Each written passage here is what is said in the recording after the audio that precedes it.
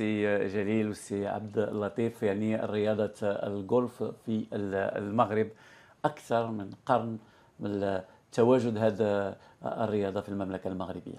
فعلا جلال، الجولف في المغرب بدا في اخر القرن التاسع عشر، وبدا بواحد الجولف اللي راه هو في الجولف ديال طنجة، واللي حضرنا في التدشين ديال 100 عام ديالو في 2016. ومن بعد تطورات البنيه التحتيه ديال الجولف في المغرب، منين دزنا من تقريبا 10 ديال لي جولف في 1980 وصلنا دابا تقريبا ما يقارب 50 جولف في المغرب. وهذا تيبرهن بان المغرب بغى يطور في هذه الرياضه اللي راهي مشهوره في العالم كله، واللي تيشاركوا فيها 60 مليون ديال الناس في العالم. دونك من ابرز لي سبور اللي كاين في العالم.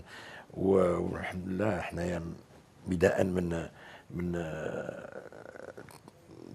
تدشين هذا الدوري في 1971 من طرف المرحوم الملك الحسن الثاني، جعلنا هذا المغرب يبان في العالم ديال الجولف. المغرب اللي اصبح يعني كوجهه ديال رياضه عالميه الجولف. نرجعوا للتاريخ معك سي عبد اللطيف البشري، يعني بدايه في نهايات القرن التاسع عشر.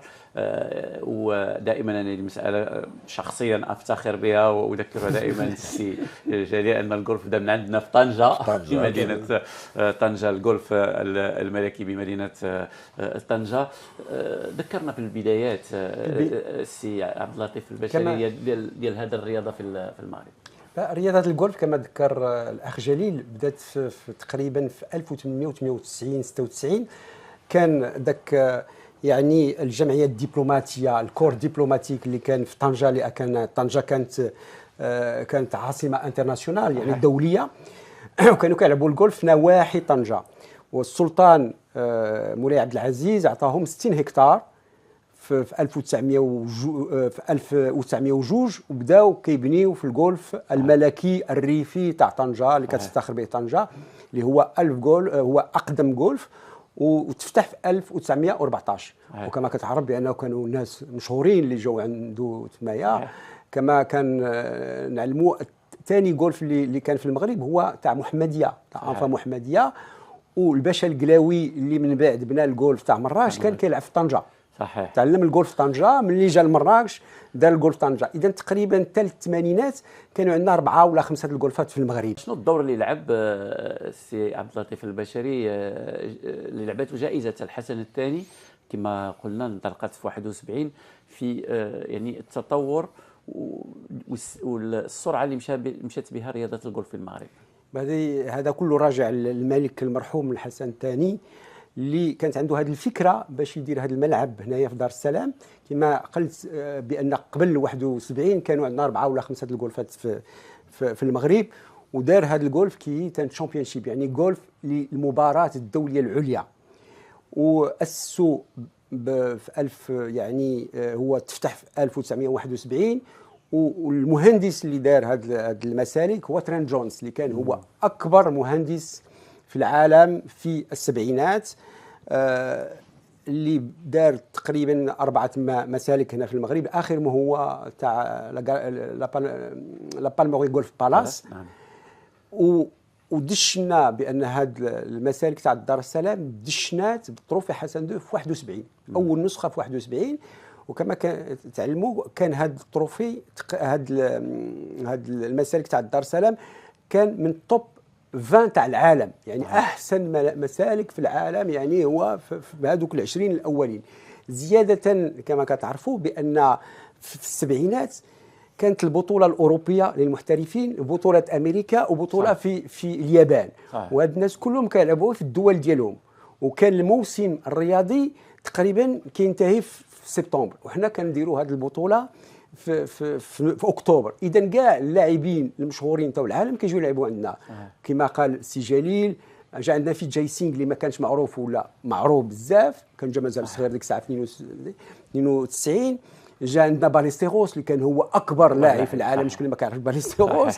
جا عندنا البطل الامريكي بين ستيوارت اللي كان عنده التقاشر طالعين حتى لهنا، معروف ربحوا جوج مرات جليل هذا البطل. جا واحد لامباسادور ديال تروفي حسن دو، زعما هذاك السي كان من احسن اللاعبين في العالم وفي امريكا، وكان رجع لامباسادور ديال التروفي ديالنا. بين ستيوارت مسكين كان توفى في واحد لاكسيدون دافيون، ولكن فريمون عاون هذا التروفي داك السمعه ديالو، جعل هذا التروفي هذا ياخذ واحد المستوى كبير في العالم. صوفيا السقلي يعني ظاهره، يعني بطله شابه 13 عام وفي 14 عام، يعني موسمين متتاليين، يعني تمكنت انها يعني تدوز الكوت. غير نشرحوا للمشاهدين الكرام ان يعني كتكون واحد العمليه اقصائيه، اذا ما جبتيش واحد النتيجه فما كتمرش للدور الثاني. فهي اللي كان في عمرها 13 عام واللي كان عمرها 14 عام، وكاين العديد من الابطال الكبار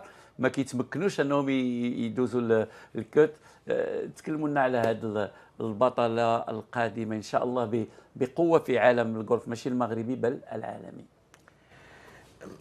انا نتكلم على السيدات كلهم ديال في الجولف المغربي، هما اللي بحال تنقول لك حنا لي زوبجيكتيف ديال الجامعه الملكيه المغربيه للجولف وديال الرئيس ديالنا سمو الملكي الامير الملك رشيد، هو يهز العالم الرياضي في التظاهرات الكبيره بحال جميع الرياضات. تنشوفوا النتائج اللي دابا دايرين في الكره القدم ولا في اي رياضه اخرى، حتى حنا بغينا نهزوا الرايه ديالنا ان شاء الله في التظاهرات العالميه. واللي بداو اللي فتحوا الطريق ديال هذه الرياضه هما السيدات. نعم. مها حديوي بدات تلعب في لي زوروبيان تو من 2011، كان تيذكرها لنا السي عبد اللطيف، حلات هي عويطه ديال الجولف ديالنا.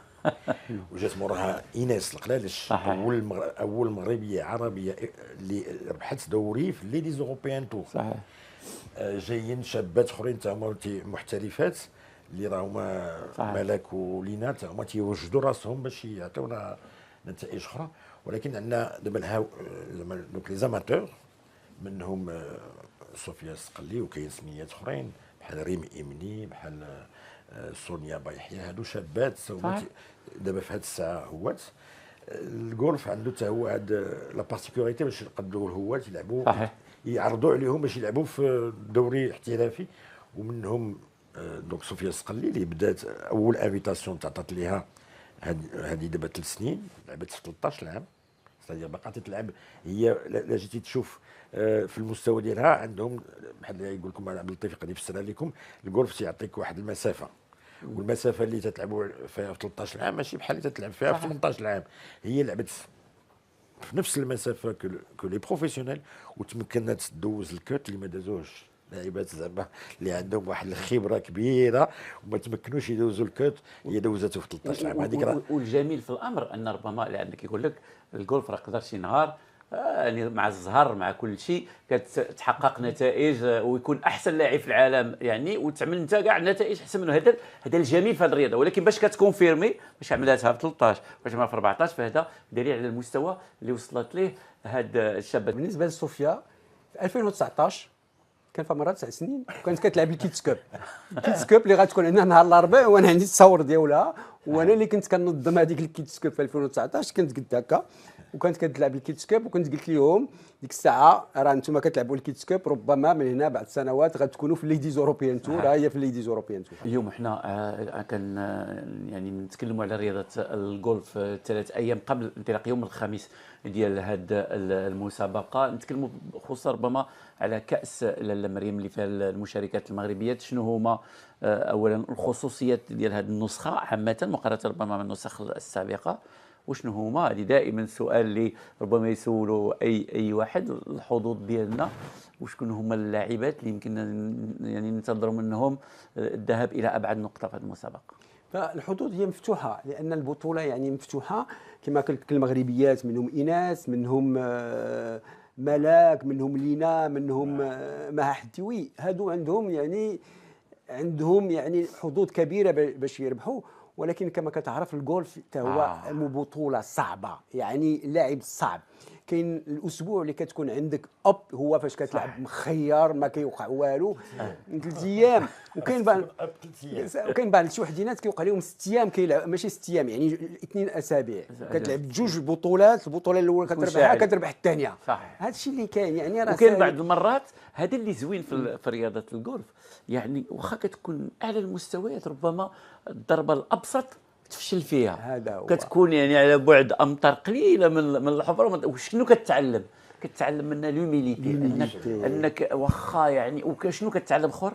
العمل ثم العمل ثم العمل. انا كنقول دائما اتفاجأ، كتشوف مثلا احسن لاعبي الجولف في العالم من تايجر وودز وانت غادي، وكتشوفهم انهم يوميا في التدريب كل نهار كيديروا براتيكمون لو ميم جيست، السوينغ، ويضرب الالاف من الكرات يوميا 8 على السوايع في النهار. هو راه المحترف يعني عنده اسم محترف، راه محترف النهار كله هو كيضرب في الجولف.